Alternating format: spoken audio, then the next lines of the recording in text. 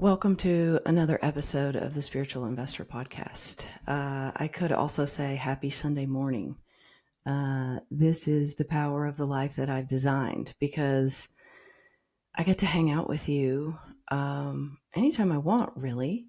But, on weeks like this week, because I'm always creating this podcast in real time as much as I can, because I believe in the energy being now. And part of what I'm doing here is pulling the energy in from you, I have conversations with you, whether you're in the Spiritual Investor Group or on Instagram, or even the podcast interviews that I do and meet other people. I'm constantly pulling in the energy of all of this and looking for ways that I can translate it for you in a form that is something usable in a very, I don't want to say concise. What I want to say is potent, and then a way that you can come here and listen to the podcast, which isn't very long, and go out and be that much further along in your day. That's always the goal here. It's getting you towards expanded consciousness and helping you call in wealth at the same time. So, we're all talking about 2025 being like the year of the snake, and quite chaotic and challenging and all of that. And the year of the horse, which is coming up, 2026, it being the opening and where the things that you want come in. So I'm all on board with that. Believe me, there is no better year for me than the year of the horse, right? I mean, my whole life is, about horses. And I feel this too. And I think that's great that we're sort of all in this together, in this collective. But what I want to say is that astrology and full moons and even numerology to a certain degree, like these things, they're wonderful as support systems for us. But your level of attachment is going to determine where you're going to place your attention. And you're going to go into 2026 if you aren't going into 2026 different. You're going to go into 2026 carrying the year of the snake. So how do we do this? How do we, because that's what we suddenly want. Like, give me the instant, okay, everything is different. I'm allowing more money in. I'm more of the money conduit. I'm making decisions from a place of money neutrality, which is then determining my magnetism and the opportunities that are here for me based on my frequency. Like, we all get it. We've spent a long time talking about this. But what does this really look like in 2026 in relation to this year of the horse and all the things that you want to do and that are a priority to you? Because, see, that's what's different too, is that your standards are different. And so you have these things that you want, you have your standards, you have your this independence that you've been building up. And you still probably to a certain degree have all of the old money stuff. It depends on what you've really been doing with money. And you want to increase your income in an effortless way, and you want to expand money. What we run into is, as I said, attachments, but a lot of our attachments really are the function of time. And that's something that I want to get into today with you, because when we step outside of time, we're not at the mercy of time. And even though we're talking about the framework of time, 2025 to 2026, that's just kind of like the way I see it is I'm just looking at a game board in front of me when I'm talking about it that way. I'm not of that time. That time just exists out here, and I can step into and I can use that time. I'm always stepping into the 3D and utilizing it, and then stepping out as the observer. Now, when I say always, This doesn't happen in every area of my life.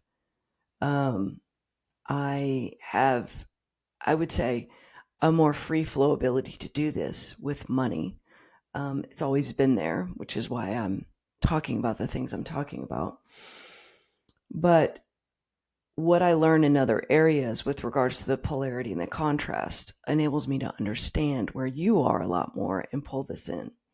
So, an attachment is not something you get rid of, because if you try and get rid of it, then you're just going to create more. An attachment is something that you are not seeing yourself in anymore.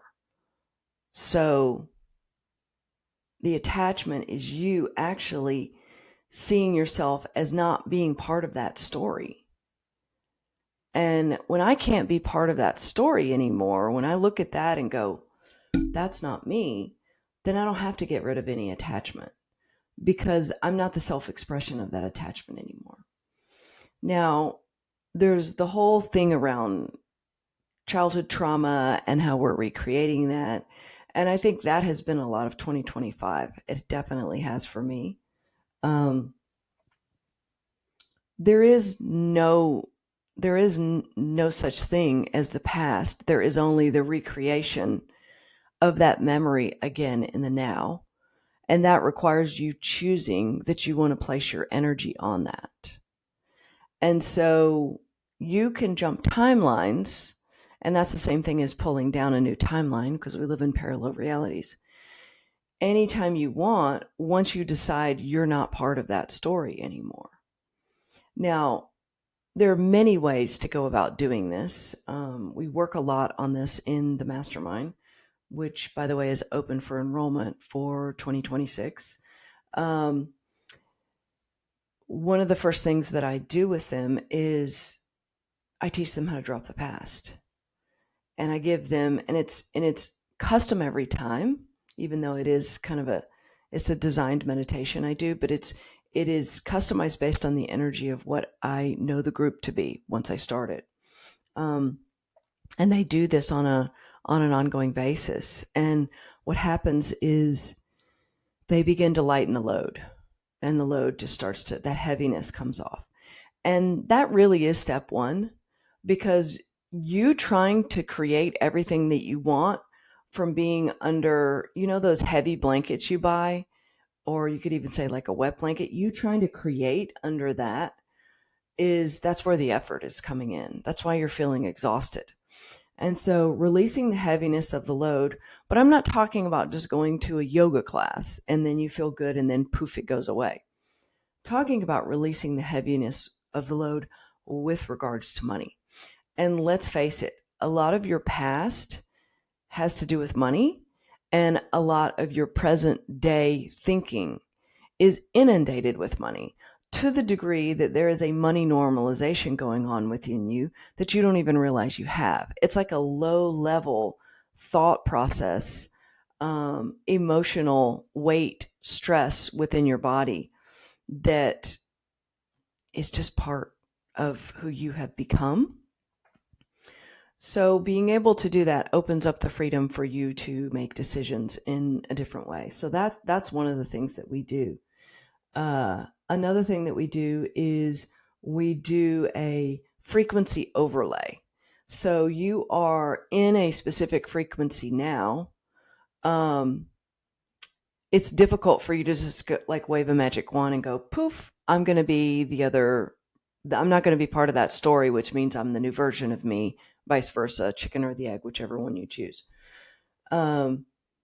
It's difficult to do that. So what I do is I give them a frequency overlay in which they can calibrate their way into it with the energetic support of the mastermind itself. Now, these masterminds have gotten bigger and bigger every time they get bigger, and every time they get more powerful in their own way. My team and I, we say the same thing. Oh my God, we topped it all with this mastermind. That's me, of course, raising my standards as, I'm basically guiding people through this type of stuff. But it's also, it's you. It's you are expanding into your greater consciousness, and you are finding this either through this podcast, or a lot of people find it through when I go on other people's podcasts. And um, what I'm seeing is that the mastermind is now incorporated with many more advanced um, practitioners, if you will, because you're really, really working for you. You're really calibrating you so that you can go out into the world being more open and be more available and free, and so that your frequency is pure love. Now, you're not in pure love when you are operating based on attachment. You know that. And so, really, your only job, I've said it before, your only job is managing your energy. The same thing would be your only job is to let go of the attachments. So, if we say the attachment is not something to get rid of, it's you not seeing yourself as part of that which you are attached to anymore. And you are calibrating your way into kind of feeling like that person is something that you're looking back on. And looking back on, by the way, is independent of time. Looking back on is a feeling. You know that feeling you get when you're like, oh, that's just not something that matters to me anymore. That's just not something that's important to me. That's what you're going for. And that's something that you work your way into to the degree that the past becomes simply a remembrance in the now that you don't feel the need to remember. And so this is really key. I think that somewhere within the cells of us, our body, like our emotional psyche, is this responsibility to remember the past, to have some type of tie to the past, to learn from the past, to clean up the past. And I get that. Like, this is great. Actually, I'm going through therapy now in order to release a lot of the childhood conditioning as well. So I get it that we can spend a percentage of our time on that. And it's been really helpful. But 80% of your time, if you will, which I'm really saying energy, is the only thing that you're remembering is that you're free. Like, that's really the only important thing to remember out of our past, is that you're free. And so if that's what you switch your 80% to, and then your 20% is, okay, well, when I was a child, my mom didn't give me XYZ, then you'll be much more of a powerful human, and then the rest of the stuff falls in place. So we spend a lot of trying to fix the things that we want to fall in place, when in reality,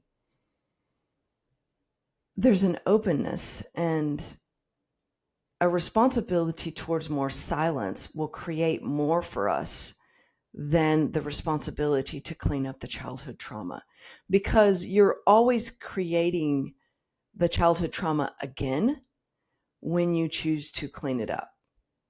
So I'll just use myself as an example, because what I've found, especially within the mastermind and in the groups that I lead, is that there's a level of sharing and vulnerability that helps. And that's actually part of even creating more space. Vulnerability is a way for me to lean into any type of shadow area of the room that perhaps I don't want to talk about.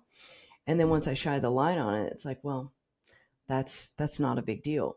So I've shared here that, I grew up it was a violent household, and there was a lot of drugs and partying, and my parents were young, and uh, for the most part, I'm okay with that, because I got the benefit of being with my grandparents a lot, both sets, and aunts and uncles and cousins who then kind of feel like siblings now. And so there was definitely a win to this.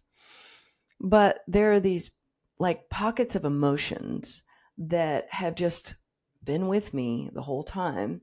And so now here I am at 51, and I'm like, okay, well, what's my goal? My goal is to be more open and available to you and to the world and to expand into it.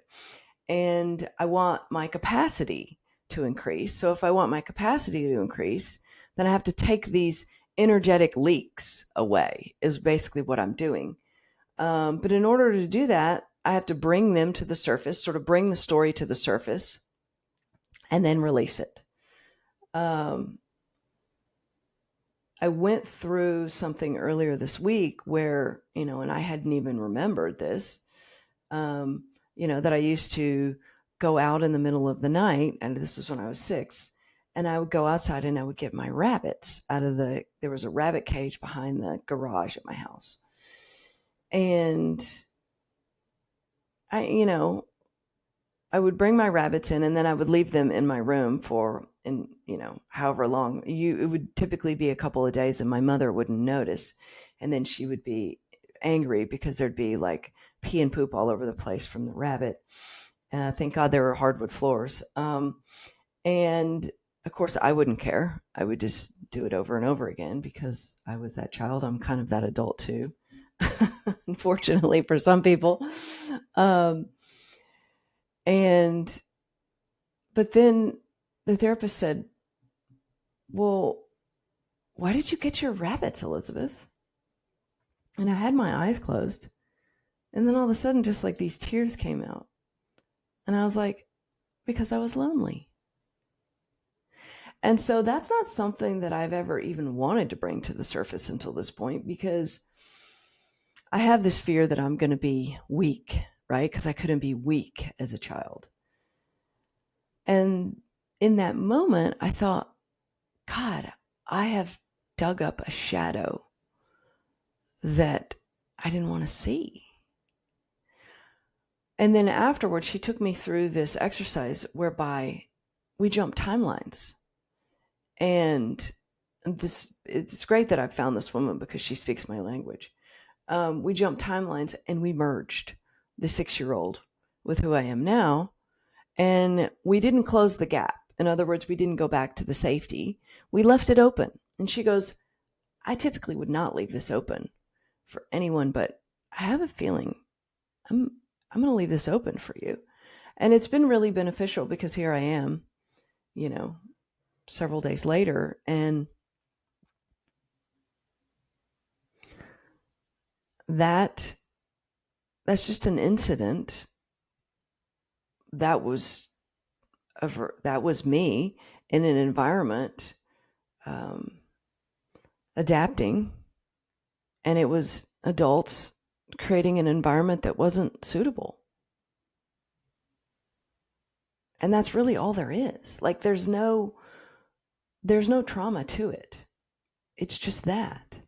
So, okay, there's my 20%.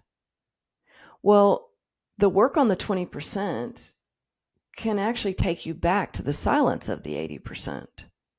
So instead of us creating the silence and leaving the shadow, or instead of us having to feel like we need to continue living it,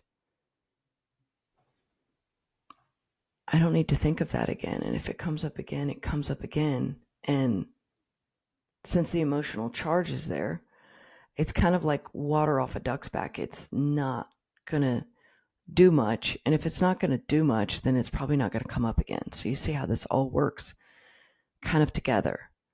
And what else this has done for me is that when I say the merging of it, of that 6-year-old with who I am now, what it brings to me in the present is our past is not linear. Energy is not linear. And our past doesn't exist unless we energetically recreate it again in the thinking mind, which then causes it to show up in the 3D world. And so if it's not linear, then, I mean, even just think of this. Can you, like, if you think of your past, you think of it in ages. Well, that takes energy too. And then there's a certain, like, helplessness there's a certain like lack of control or jurisdiction. What if we take the linear nature out of our past? What does that do for us? I don't even think I feel like I need to go, what does that do for me? I feel like even leaving it open for you. What does that shift for you? I think that it could lead you to seeing that if you don't think of your past as linear, maybe you're not being realistic. But where is the realistic police in this world? Where do we get an award at the end of the year about being realistic? Because my reality is different than yours. I'm sitting here on a Sunday morning. I just had the most dreamy morning. Woke up. I mean, the moon is giant. Woke up. It's dark outside. I had 8 hours of uninterrupted sleep. I'm getting ready to travel this weekend. So I know what I need to do this week. And I am making sure that I'm not overwhelmed, that I'm just doing one thing at a time. I have things I'm looking forward to today. That's not your reality. Maybe it's a function of it, but so what is reality?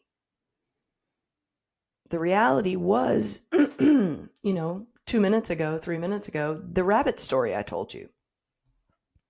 That then became your reality because if you were listening to it, you were envisioning it. So we co-created that together. That became our reality in the moment. That's gone. That's been dissolved. So now the reality is, where are you? Where's your awareness right now? Is it on what you are seeing in yourself? Are you waiting to hear more? Some people say that they get energy from the voice or the cadence, or they come back here and they listen to this 3 times and they hear themselves in a different way. They hear what they need to hear in a different way, I'll say. Are you aware of even what you're getting now in the moment? And are you good with that?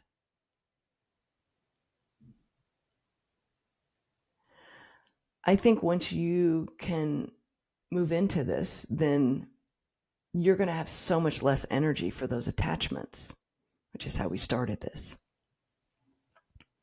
And moving into this is actually the moving into you for the year of the horse. And if you were willing to only have 2 states of being in 2026, one would be joy and one would be silence, then what you would find is if you're putting your energy towards those 2 states, by default, your remembrance of the past and the work that you're going to do is going to come up. I mean, I am doing this therapy thing once a week. I love that because it's consistent and I know I can do the work there and then I can let it go and go back into the silence, and it's still going on in the background, if not more. One of the reasons that I'm able to do this is because I did do an energetic cleanup in my life recently, within the last month, where I looked at where my energy was going, and then I looked in parallel to what I have coming up that I've already agreed I want. Like I'm working right now with an book editor and an agent, and we're doing different things inside of the program, and we have our private event, which we have just gotten scheduled coming up, the first Spiritual Investor private event. All these things, I'm like, I'm not going to go into 2026 being stressed. I'm going to create space for it. How do I create space? Well, I look at where's my energetic currency going, because that's all we're doing is we're trading our energetic currency for what we want. So going back to this joy and silence, you're going to, by default, fall into the other states, call them trauma states, call them overwhelm, call them anxiety. That's going to be present there. And when you are in joy and silence, the benefit of that is that it's not interlinked and connected with time. And so when you're not connected to time, you're actually able to use things like calibration and momentum. You're actually able to feel more of you, which it makes you less likely to be connected to those energetic emotional states that are going to cause you to do certain things. So the rabbit story and me shining the light, the shadow on the loneliness, it allows me to now look at, where have I felt lonely in my life today that I don't label as being lonely because I wasn't willing to, let's say, admit that or have that be me because that felt weak. So now that I've shined the light on that, it's like now I get to have a level of awareness with, what expectations am I putting on relationships, other people, myself even, that are catering to that are causing me to be blind to the power that's actually available. Because when you are in a relationship with anyone, any type of relationship, you are then privy to the power of co-creation. Like I have people who are close to me who it's almost like an intimate relationship. It's that close without the physical element. And then I have the relationship with the physical element that sometimes I have that, sometimes I don't. It's looking at, how does that show up differently? And where is that line? Where do I cross that line? Where do I start to flip that shadow into an expectation, which becomes an attachment? Because if I don't get the expectation met, then there's the attachment. And so what I'm doing is I'm creating these new attachments. I no longer believe that I just come into the present moment with all these attachments. I actually come into the present moment fully free. I am creating my lack of freedom in every moment, though. And when I see it as that, then I see that at the beginning of it, I'm always source. And that's a much more powerful place to live from than I'm broken. And that's why we're actually perfect. Because as I said, the only thing worthwhile for you to remember is that you are free. And so when I change my starting place to, I'm open and free, however, I'm aware that there's versions of me that are going to step in that I want to see, because I'm always rolling up to one goal. Like I have specific goals within the company, but they all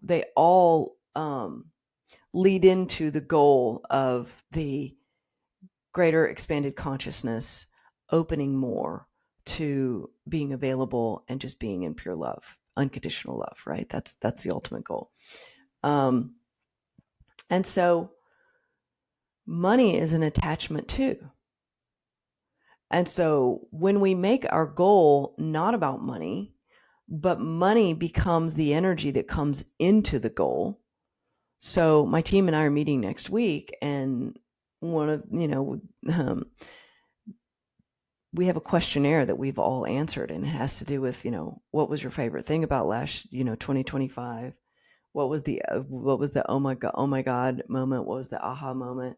And what are you really calling in?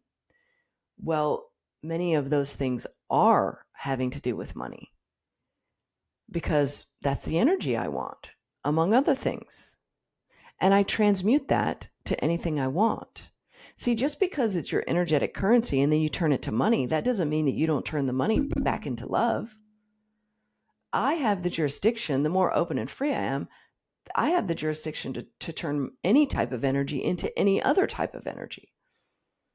The energy that I am transmuting right now, just by being open and free this morning, will translate into connection, co-creation. It's joy for me in the moment. It's money. It's future adventures with people that I meet, because I meet so many people through the work that I do. Um, and it's being able to connect with you on a deeper level and fulfill the goal of putting wealth into the hands of those who are conscious. And I do that. And when I'm in silence, actually, I get to see how I do that. So, this morning, because I'm going through our stock list. And so this morning I was looking at in the SI Club, which is the $17, that's kind of the basic membership. I looked back at what stocks that I, put in that group this time last year. And I'm always putting these, I'll give you these things and I'm like, okay, whatever you think, you can research it. Does this energetically connect with you? All of that. You get to go see, right?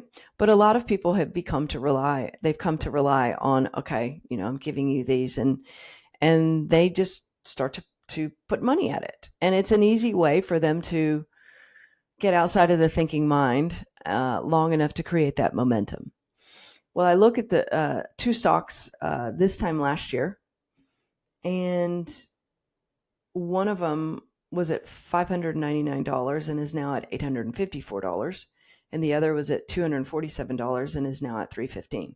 Now, what's important about this is that those two stocks are some of the most, I would say, two of the most conservative stocks you could pick. Maybe not like a utility stock, but I'd say they're kind of like definitely middle of the road.